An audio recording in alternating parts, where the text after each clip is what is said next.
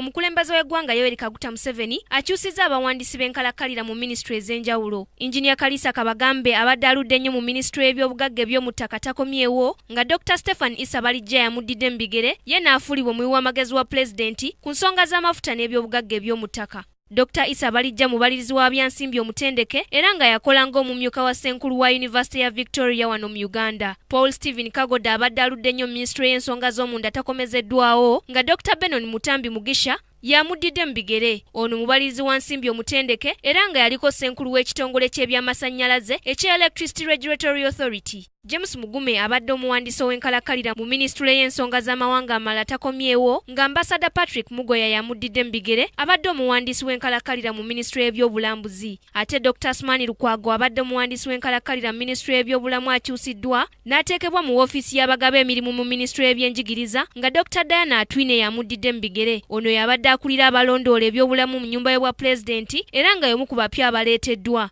Abalala abapya mwe muli Vincent Bagire Waisi wa minisitule y'ebyamawulire ne Doreen Katusime mu minisitule y'ebyobulambuzi. Abawandiisi b'enkalakkalira abasigadde mu minisitule ze babaddemu mwe muli Pius Bigirimana owa minisitule y'ekikula ky'abantu. Ku lwa Kingdom TV, Nasaka Joweria amalindirire.